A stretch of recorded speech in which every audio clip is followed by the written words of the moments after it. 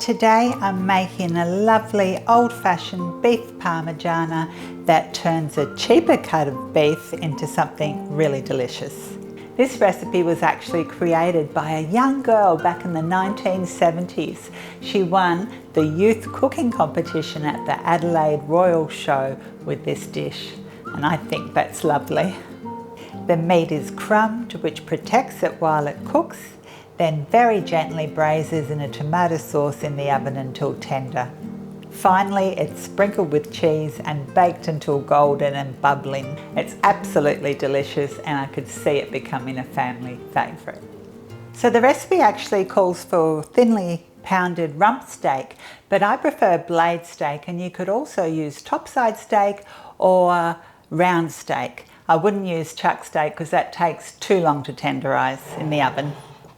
So I have 1 kilo here, and I've actually doubled the recipe, so this is enough today to serve at least 4, but more like 6 people. These are quite thin already, but I'm just going to use the flat side of the mallet and pound them just a little bit thinner.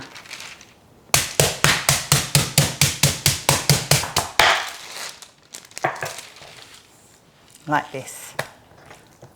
Now you can take that little bit of fat off here, but I actually quite like it. And I just season them on one side with a bit of salt and a bit of pepper. And this blade steak, you can get it for under $20 a kilo in Australia, so that's quite economical. And I just rub it in. And now I like to cut it into serving pieces, so I'll probably get 6 pieces out of this. 6 fairly big pieces, because when they're crumbed, they make them even bigger. And just in case you haven't seen me do this before, for every egg I add a teaspoon of water and a teaspoon of oil. And the oil helps the crumbs stick to the protein. And because I'm working by myself, I'll just flour every bit first. Just lightly dust it. And that's just plain flour, gluten-free in my case. So I've got about 1½ cups of breadcrumbs there, and this is about 1/3 cup of finely grated, well, it's pecorino, but the recipe calls for Parmesan, but I just love pecorino and it was on special. And I'm just going to mix that through the crumbs, and that's optional, you really don't need to do that, but it just adds that other little bit of flavour. And then it's just a matter of egging and breadcrumbing. I like to pat those crumbs on so the cheese sticks as well. And if you're adding the cheese, just really finely grate it.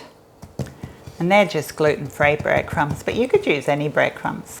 And now I'll try and remember one hand for the egging and the other for the crumbing.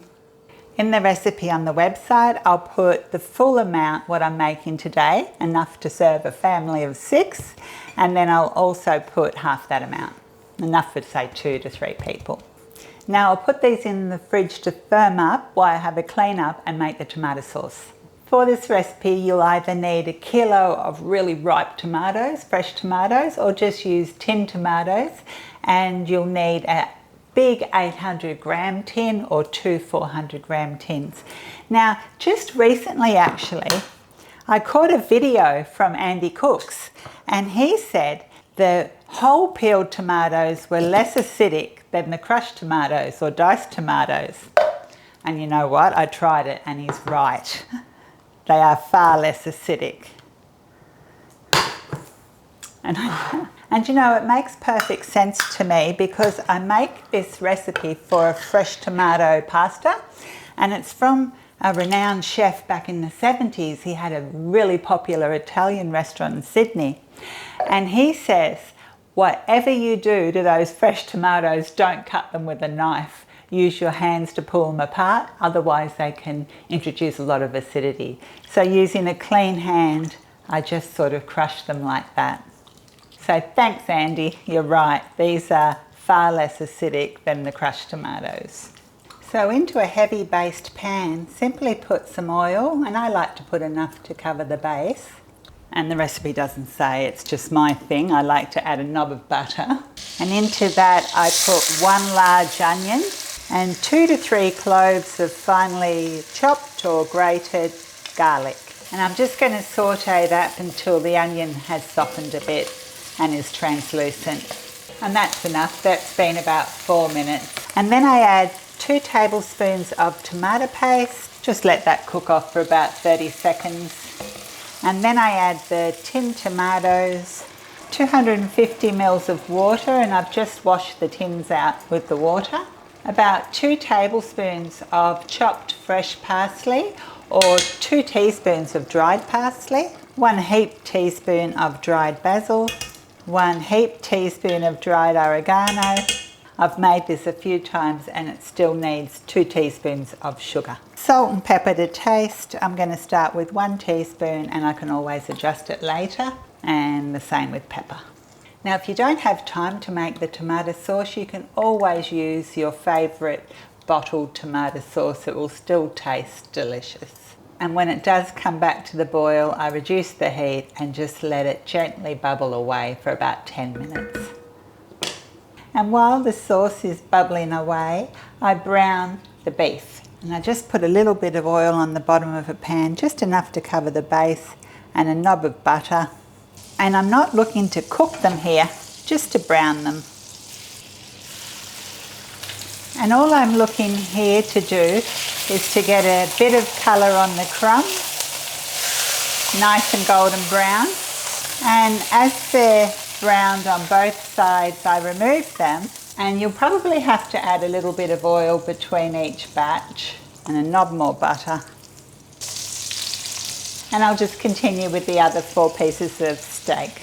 Now I only kept that over sort of like a moderate heat, and I didn't have to wipe out the pan. I was able to fry 3 batches of 2 steaks each batch. Not in the recipe, but I just like to put a little bit of butter or oil in the pan. Now I've got a really heavy base dish here, and if possible, it's nice to have them all on one layer. But if not, you can double it. I've done it like that in the past and it still tastes delicious. And my sauce is hot. And what I like to do is just put a little bit of sauce on the bottom, much like a lasagna, just so the bottom of the meat doesn't burn. Now I've got the oven set to 160 degrees Celsius fan force, which is 180 degrees conventional. And I take the crumb steak and just layer it, trying to expose as much surface area as possible. Now taste this sauce after you've cooked it and season it, according to your taste. You might need to add some more salt or some more pepper or even a little bit more sugar. And then spoon it all over the crumb steak.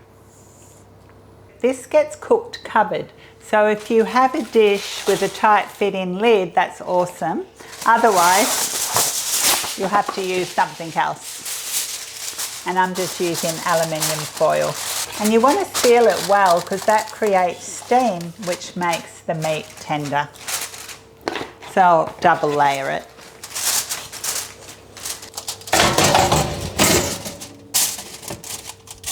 And I'll put that in the preheated oven for 45 minutes.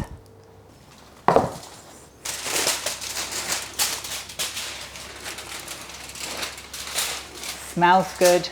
And at this stage, if you take a skewer and put it through the meat, it will be tender. You can sprinkle it with your favourite cheese. I'm using mozzarella, and as much or as little as you like. I like quite a bit. And now I'm going to pop that back in the oven just until it's nice and golden and bubbling and brown, so about 15 minutes, just at the same temperature. So that took actually an extra 22 minutes, but it's bubbling and golden and cooked, and it smells lovely. And this will reheat really well. Actually, this is for dinner tonight. When I go to reheat it, I'll just use the alfoil and put it on loosely and put it in a sort of like the same oven, 160 with a fan conventional or 180 without. But I'll just get a bit out of here to show you what it looks like. Now, if you don't like yours as saucy as this, you don't have to add as much sauce, but Mike and I really like the sauce component of this. And this is a butter knife, no serrated edge at all. And it just cuts beautifully. Super hot.